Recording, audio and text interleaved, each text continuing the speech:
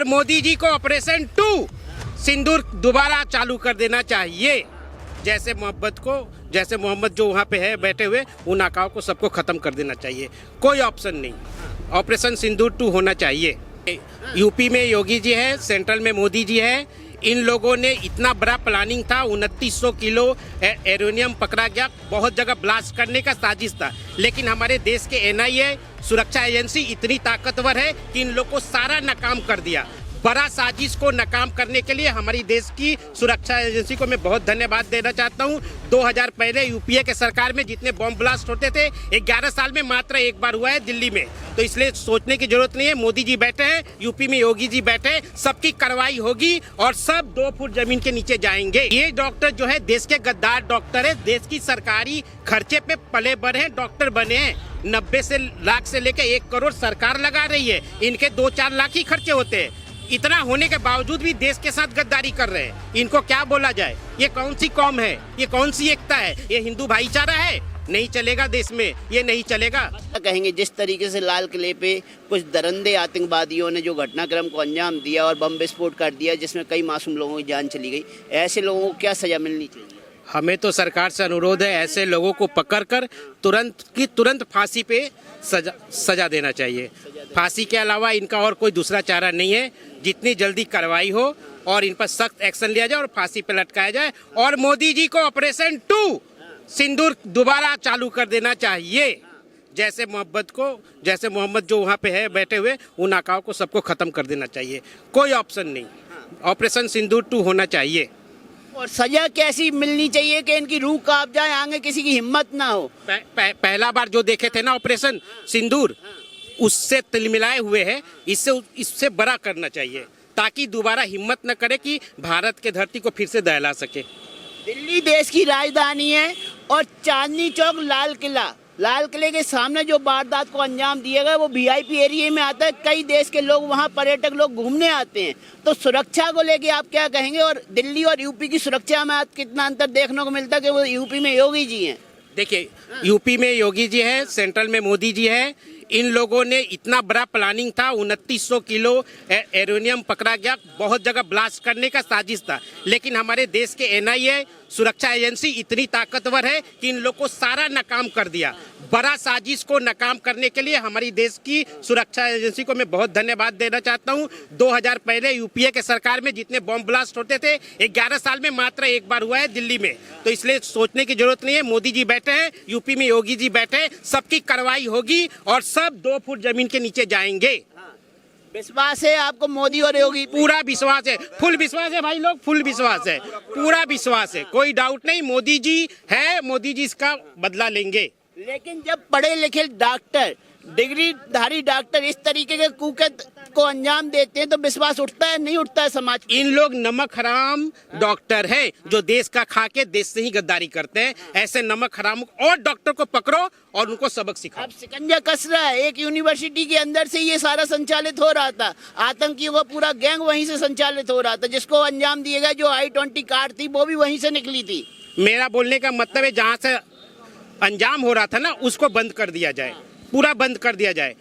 और ऐसे जहाँ जहाँ हो रहा है उसको खंगाला जाए और फिर आतंकवादियों को पकड़ के निकाला जाए। लेकिन जब पढ़े लिखे लोग, डॉक्टरी में पैसा, डॉक्टरी कर चुके लोग, डॉक्टरी के अनुसार अपना काम चला रहे लोग, अपना पैसा कमा रहे लोग, डिग्रीधारी डॉक्टर लोग इस तरीके के कुकृत्य को अंजाम देते हैं तो समाज को क्या मैसेज जाता? क्या डॉक्टरों के ऊपर से आपका विश्वास नहीं उठेगा? नहीं, ये डॉक्टर जो है देश के गद्दार डॉक्टर है, देश की सरकारी खर्चे पे पले बढ़े हैं, डॉक्टर बने हैं।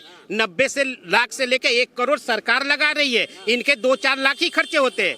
इतना होने के बावजूद भी देश के साथ गद्दारी कर रहे हैं। इनको क्या बोला जाए? ये कौन सी कौम है? ये कौन सी एकता है? ये हिंदू भाईचारा है? नहीं चलेगा देश में, ये नहीं चलेगा। मतलब कि जो देश आपको नौकरी दे रहा है, डिग्री दे रहा है, पढ़ाई दे रहा है, शिक्षित कर रहा है, पैसा कमाने के लायक बना रहा है, उसी देश के खिलाफ आप साजिश रच रहे हैं। अब देख लो, आपके सामने है, क्या किया जाए।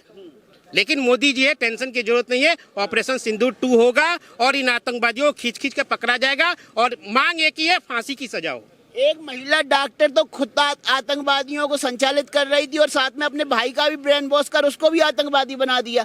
अब पढ़ाई का मामला आता है कि भाई पहले तो कहा जाता था अनपढ़ लोग ही ऐसे कुकृत्य को अंजाम देते, लेकिन तो अब पढ़े लिखे लोग भी आतंकवादी बनने लगे। इनकी सोच ऐसी है, इनकी मेंटेलिटी ऐसी है। जिसकी जैसी मेंटेलिटी रहेगा वैसा करेगा। देश के साथ नमक हरामी करते हैं, बस यही है। तो आपको क्या लगता है कि आतंक का कोई धर्म होता है नहीं होता? आतंक का एक ही धर्म होता है, वो पूरा दुनिया जानती है। आतंक का कौन सा धर्म होता है, मुझे और कुछ बोलना नहीं। आतंक का धर्म होता है नहीं होता, पर लेकिन आतंक की जगह जरूर है, वो है पाकिस्तान। पूरी दुनिया को पता है कि पाकिस्तान में क्या होता है। आतंकवाद की भट्टी पाकिस्तान है, इसलिए मोदी जी से अपील है कि पूरी दुनिया से अपील है पाकिस्तान को बिल्कुल नष्ट कर दिया जाए। क्या नाम हुआ आपका? नाम में क्या रखा है सर? भी परिचय होना चाहिए ना, क्या नाम? अंकित जैन। अंकित जैन क्या करते हैं आप?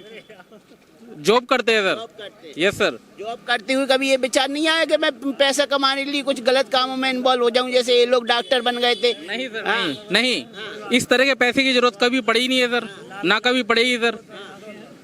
तो आप अपने देश के प्रति ईमानदार हैं? बिल्कुल है सर। तो कौन सी पढ़ाई है कि जो डॉक्टर बनाने के बाद भी आतंकवादी भी बना देते? वो सर पाकिस्तान में पढ़ाया जाता है और पाकिस्तान से यहाँ पे आ रहा है, ट्रांसफर हो रहा है सर। अरे जितने आतंकवादी सब हिंदुस्तान से ही पढ़े लिखे थे, सारों के घर हिंदुस्तान में, माँ बाप हिंदुस्तान में, दादा दादी हिंदुस्तान में, फिर भी आतंकवादी बन रहे हैं। सर जानते तो आप भी हो सर, सब दुनिया जानती है सर। जानते हैं। आतंकवाद कौन है, आतंकवादी कौन है, सब जानते हैं सर। तो क्या लग रहा है आपको, आतंक का कोई धर्म होता है नहीं होता है? आतंक का ना कोई धर्म होता ना कोई जाति होती है। आतंकवादी जो हैं वो पाकिस्तान से ही ज्यादातर पलते और सीखते हैं और वो क्या नाम हिंदुस्तान में आके विस्फोट करते हैं। आपका क्या नाम हुआ? नरेंद्र यादव। नरेंद्र यादव। आपकी यादव समाज में कोई आतंकवादी दिखा? नहीं, मुझे इनकी जैन समाज में कोई आतंकवादी दिखा? नहीं। किसी ने देश पे हमला किया? आप बताइए, इन्होंने कहा आतंक का कोई धर्म नहीं होता, तो आप जैन हैं, जैनियों के नाम पे कितनी आतंकवादी वारदातें दर्ज होंगी? कोई भी नहीं है, ना कभी होगा सर। यादवों के नाम पे? नहीं होगा। ठाकरों के नाम पे? नहीं होगा। फिर क्यों एक ही मजहब विशेष के लोग आतंकवादी बन रहे हैं? कहाँ शिक्षा में प्रॉब्लम है? इनको कौन सी शिक्षा दी जाती है कि देश के खिलाफ साजिश रची? उनको शिक्षा मदरसे में दी जाती है, स्कूल में नहीं। उनको मदरसे छोड़ के स्कूल में आना चाहिए सर। मदरसे पे ताले लगा देने चाहिए सर। बिल्कुल सर। लेकिन सरकार तो फंड देती है मदरसों को, करोड़ों का फंड देती है। हमारा आपका टैक्स का पैसा मदरसों में जाता है। सर ये बड़ा सर मैं तो यही कहना चाहूंगा, 48 घंटे से ज्यादा हो गए, देश के गृह मंत्री क्या कर रहे हैं अभी तक पता नहीं लगा सके किस कारण विस्फोट हुआ, किसने किया। आतंकवादियों तक को अभी तक क्यों नहीं पकड़ा गया? तो कैसी सजा मांगते हैं आतंकवादियों को? आतंकवादियों को पकड़कर उन्हें फांसी की सजा देनी चाहिए कि लाखों लोग बेचारों की बिन गुनाहों की जान गई है उसमें। तो बेगुनाहों को फांसी की सजा देने से बेगुनाहों को इंसाफ मिल जाएगा कि और भी कड़क सजा मिलनी चाहिए? कड़क सजा जब उन्हें कड़क सजा मिलेगी तभी तो दोबारा कोई हिम्मत नहीं करेगा ऐसी विस्फोट करने का। तो फांसी से भी कोई कड़क सजा होती है? नहीं होती है। नहीं होती। नहीं होती। क्या कहेंगे, फांसी से कड़क सजा कोई है नहीं है जो इन्हें मिले? सजा तो बहुत है सर, फांसी तो कुछ भी नहीं है, फांसी तो आम सजा है सर। कैसी सजा होनी चाहिए? अब सर लाइव क्या करूं सर मैं, बता के सर। सजाए तो ऐसी है, अगर एक बारी दे दी जाए तो आगे से कोई आतंकवादी नहीं कौन सी सजा ऐसी है तो मौत ही है सर। सजा तो किसकी सरकार है? पुलवामा हमला हुआ, पहलगाम हुआ, किसकी सरकार है? बीजेपी की सरकार है ना। क्या कर रहे हैं देश के प्रधानमंत्री और गृह मंत्री? अभी तक कोई मुंह तोड़ जवाब नहीं दिया गया, ना कोई बदला लिया गया। और इसके पहले कितने दंगे होते थे, कितनी आतंकवादी वारदातें हुई? जितनी इस सरकार में हुई इतनी कभी नहीं हुई। ना इतना देश का जवान मरा, ना इतनी बेरोजगारी हुई, ना कभी महंगाई हुई। ऐसा है। जीएसटी कम कर दी तुमने गाड़ियों पे, आम जनता गरीब दुनिया को। यहाँ आतंकवादियों की बात हो रही, तुम जीएसटी पे आ जा रहे हो। बताओ यार, यादव जी हो, यादव जी का सपोर्ट कर रहे हो? सपोर्ट नहीं कर रहे, हम बात बता रहे हैं। बोल दो खुल्ला के हम अखिलेश यादव के समर्थक है, बुराई थोड़ी। तो अखिलेश यादव के समर्थक है, उसमें क्या? बस तो बोल दो ना खुल्ला। वोट अखिलेश को वैसे हो जाता है। तो मतलब ये थोड़ी है कि बिना रिसर्च के बोलोगे, बिना ज्ञान के बोलोगे। अखिलेश यादव के समर्थक हो, अच्छी बात है, लेकिन रिसर्च करके बोलो, ज्ञान से बोलो।